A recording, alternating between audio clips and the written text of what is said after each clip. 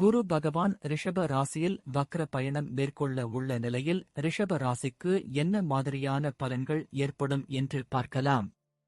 October 9ஆம் தேதி குரு பகவான் ரிஷப ராசியில் வக்ர பயணம் மேற்கொள்ள உள்ளார்.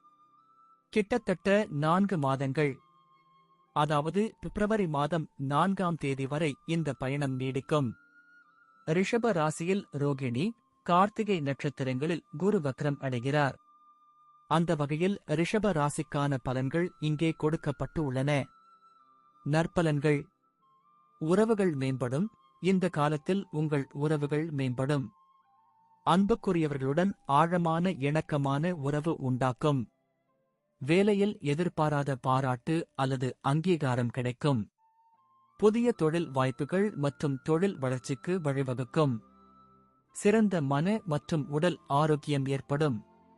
ஆரோக்கிய ரீதியாக உங்கள் ஒட்டுமொத்த நல்வாழ்வை அதிகரிக்கும். நிதி எதிர்பாராத நிதி ஆதாயங்கள் அல்லது சேமிப்பு வாய்ப்புகள் உங்கள் நிதி நிலைமையை மேம்படுத்தும். கடன்கள் குறையும். அதிகம் பயணம் மேற்கொள்வீர்கள். பயணத்திற்கான வாய்ப்புகள் அதிகரிக்கும். வெளிநாடு செல்வீர்கள். தனிப்பட்ட வளர்ச்சி உங்கள் வாழ்வில் இருக்கும்.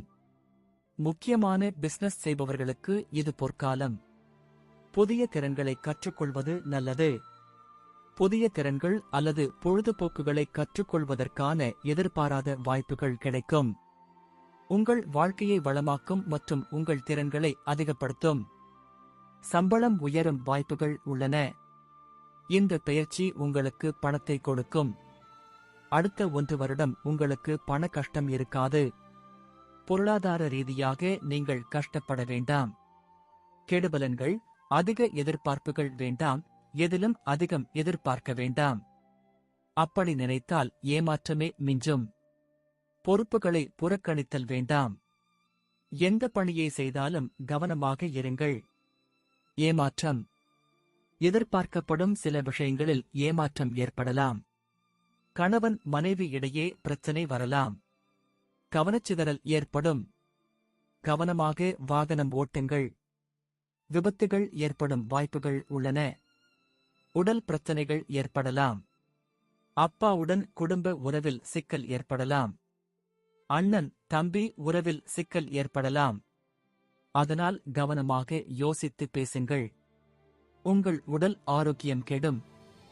வாயை கொடுத்து மாட்ட வேண்டாம். சண்டைக்கு செல்ல வேண்டாம். யார் மனதையும் புண்படுத்த வேண்டாம். யோசித்து முடிவு எடுங்கள்.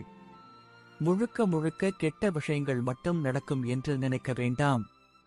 ஆரோக்கியத்திலும் குடும்பத்திலும் சிரமங்களை ஏற்படுத்தினாலும் தலைக்கு வந்தது எல்லாம் தலை பாகையோடு சென்றுவிடும். இது வேலை ரீதியாக நீங்கள் சிம்மாசனத்தில் அமரும் காலம். உங்களுக்கு பல புதிய வேலை வாய்ப்புகள் கிடைக்கும்.